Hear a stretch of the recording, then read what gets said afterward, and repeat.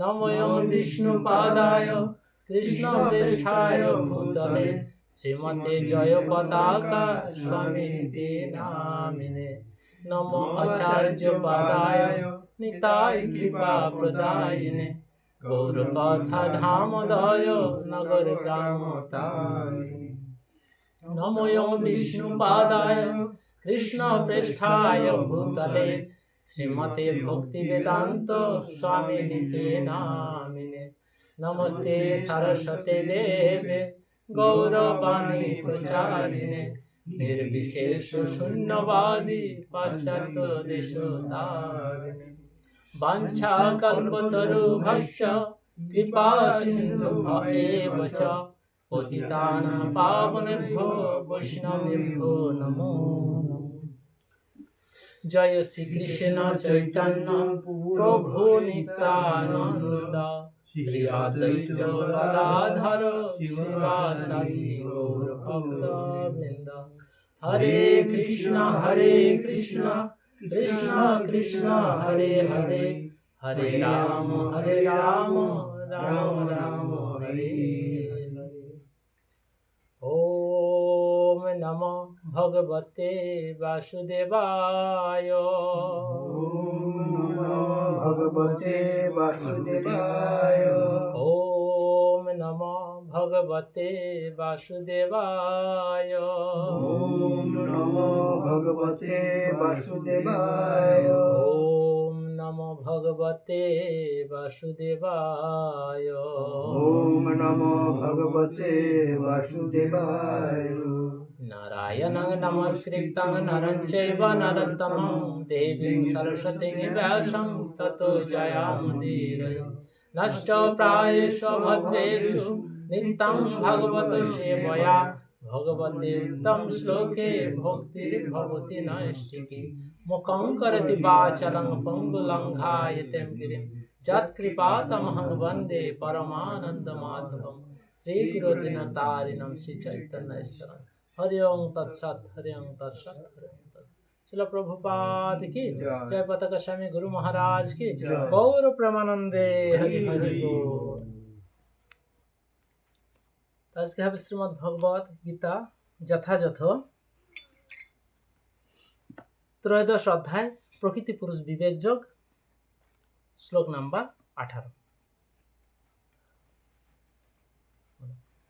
জ্যোতি সামপি তেজ্যোতি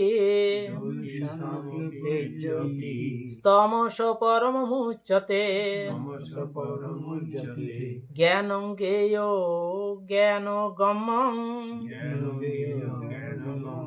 হৃদি সর্বস্ববিষ্ঠিতম। জ্যোতি সামপি তেজ্যোতি স্তমস পরমুচ্যতে জ্ঞানং জ্ঞেয়ং জ্ঞানগম্যং হৃদি সর্বস্ববিষ্ঠিতম। অনুবাদ: তিনি সমস্ত জ্যোতিষ্কের পরম জ্যোতি, তাকে সমস্ত অন্ধকারের অতীত অব্যক্ত স্বরূপ বলা হয়। তিনি জ্ঞান, তিনি জ্ঞেয় এবং তিনি জ্ঞানগম্য। তিনি সকলের হৃদয়ে অবস্থিত। কত সুন্দর কথা বলছি, তিনি সমস্ত জ্যোতিষ্কের পরম জ্যোতি, তাকে সমস্ত অন্ধকারের অতীত অব্যক্ত স্বরূপ বলা হয়। তিনি জ্ঞান, তিনি জ্ঞেয় এবং তিনি জ্ঞানগম্য। তিনি সকলের হৃদয়ে অবস্থিত। তাৎপর্য: পরমাত্মা বা পরম পুরুষ ভগবান হচ্ছেন সূর্য, চন্দ্র, নক্ষত্র আদি সমস্ত জ্যোতিষ্কের জ্যোতির উৎস। বৈদিক শাস্ত্র থেকে আমরা জানতে পারি যে চিৎ জগৎকে আলোকিত করার জন্য সূর্য অথবা চন্দ্রের প্রয়োজন হয় না, কারণ সেই জগৎ পরমেশ্বরের জ্যোতিতে উদ্ভাসিত। তাই পরমেশ্বর ভগবানের যে দেহ নির্গত রশ্মি ছটা যে জ্যোতি তাতে উদ্ভাসিত, সেখানে কোনো চন্দ্র এবং সূর্যের প্রয়োজন হয় না চিন্ময় জগতে। জরা প্রকৃতিতে সেই ব্রহ্মজ্যোতি বা ভগবানের দেহ নির্গত রশ্মি ছটা জরা প্রকৃতির মহত্তত্ত্বের দ্বারা আচ্ছাদিত। তাই এই জড় জগৎকে আলোকিত করবার জন্য সূর্য, চন্দ্র ও বৈদ্যুতিক শক্তি আদির প্রয়োজন হয়। কেননা তার জন্য চন্দ্র, সূর্য এবং বৈদ্যুতিক শক্তি তার প্রয়োজন হয়, কিন্তু চিৎ জগতে তাদের কোনো প্রয়োজন হয় না। বৈদিক শাস্ত্রে স্পষ্টভাবে উল্লেখ করা হয়েছে যে তারা জ্যোতিচ্ছটায় সব কিছুই উদ্ভাসিত, তার জ্যোতিচ্ছটায় সব কিছু উদ্ভাসিত। তাই এটি স্পষ্টভাবে বোঝা যায় যে তিনি জড় জগতে অবস্থান করেন না, তিনি অবস্থান করেন চিৎ জগতে, যা এই জগৎ থেকে অনেক অনেক দূরে চিৎ আকাশে অবস্থিত। বৈদিক শাস্ত্রে সেই সম্বন্ধে বলা হয়েছে, আদিত্য বর্ণং তমসঃ পরস্তাৎ। শ্বেতাশ্বতর উপনিষদে 3 অধ্যায় 8 নম্বর শ্লোকে বলা হয়েছে, তিনি সূর্যের মতো নিত্য জ্যোতির্ময়, কিন্তু তিনি এই তমসাচ্ছন্ন জড় জগৎ থেকে বহু বহু দূরে রয়েছেন। তার জ্ঞান দিব্য। বৈদিক শাস্ত্রে বলা হয়েছে যে ঘনীভূত দিব্য জ্ঞান হচ্ছে ব্রহ্ম। যিনি চিৎ জগতে ফিরে যেতে আগ্রহী তাকে সকলের হৃদয়ে বিরাজমান পরমেশ্বর ভগবান দিব্য জ্ঞান দান করেন।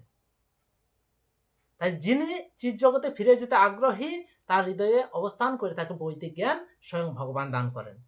একটি বৈদিক মন্ত্রে শ্বেতাশ্বতর উপনিষদে বলা হয়েছে, 6ম অধ্যায় 18 নম্বর শ্লোকে বলা হয়েছে, তংহ দেবাত্ম বুদ্ধির প্রকাশং মুমুক্ষৈব শরণমহং প্রপদ্যে।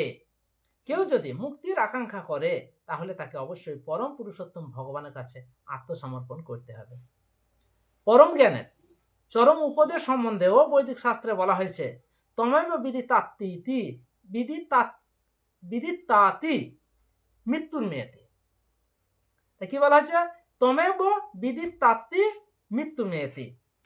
কেবলমাত্র তাকে জানার ফলে মানুষ জন্ম মৃত্যুর সীমানা অতিক্রম করতে পারে। শুধুমাত্র তাকে জানার ফলে এই জন্ম মৃত্যুর যে সীমানা সেটা অতিক্রম করতে পারে। তাই শ্বেতাশ্বতর উপনিষদে 3 অধ্যায় 8 নম্বর শ্লোকে বলা হয়েছে এ কথাটা। তাই পরম নিয়ন্তা রূপে ভগবান সকলের হৃদয়ে অবস্থান করছেন, তার হাত পা সর্বত্রই রয়েছে, কিন্তু জীবাত্মা সম্বন্ধে সেই কথা বলা যায় না। তাই জীবাত্মা কোনো জীবাত্মার হাত পা সর্বত্রই থাকতে পারে না। আমি এখানে আছি তো এখানেই আছে। সুতরাং ক্ষেত্রজ্ঞ দুইজন, জীবাত্মা ও পরমাত্মা, মানে এই ক্ষেত্রটার মালিক জীবাত্মা এবং পরমাত্মা। এই শরীরটার মালিক হচ্ছেন আমাদের আত্মা, জীবাত্মা আমরা সেটা মালিক, আর পরমাত্মা হচ্ছেন তারও মালিক। তাই জীবাত্মা ও পরমাত্মা এবং সেই কথা স্বীকার করতেই হবে। তাই জীবাত্মার হাত পা কোনো নির্দিষ্ট স্থানে রয়েছে, কিন্তু শ্রীকৃষ্ণের হাত পা সর্বত্রই রয়েছে। সেই সম্বন্ধে শ্বেতাশ্বতর উপনিষদে 3 অধ্যায় 17 নম্বর শ্লোকে বলা হয়েছে, সর্বস্ব প্রভূমিশানং সর্বস্ব শরণং বৃহৎ। সেই পরম পুরুষোত্তম ভগবান বা পরমাত্মা হচ্ছেন সর্বজীবের প্রভু, তাই তিনি হচ্ছেন সমস্ত জীবের পরম আশ্রয়। সুতরাং পরমাত্মা ও জীবাত্মা যে সর্ব অবস্থাতেই ভিন্ন, সেই কথা কোনো মতেই অস্বীকার করা যায় না। তাই কখনো জীবাত্মা পরমাত্মা এক হতে পারে না। কিছু কিছু মানুষ বলে থাকে যে সবার উপরে মানুষ সত্য, তাহার উপরে নাই। তাই বলে ভগবানের থেকে মানুষ হচ্ছে সত্য বেশি, এ কথা তারা বলে থাকেন। কিন্তু এই জীবাত্মার সঙ্গে যে পরমাত্মার মধ্যে যে কতটা পার্থক্য সেটা আমরা বৈদিক শাস্ত্র অধ্যয়ন করার মাধ্যমে, সাধুগুরুর কাছ থেকে কিছু শ্রবণ করার মাধ্যমে জানতে পারবো। তার আগে কিন্তু আমরা ভুলেই থাকবো।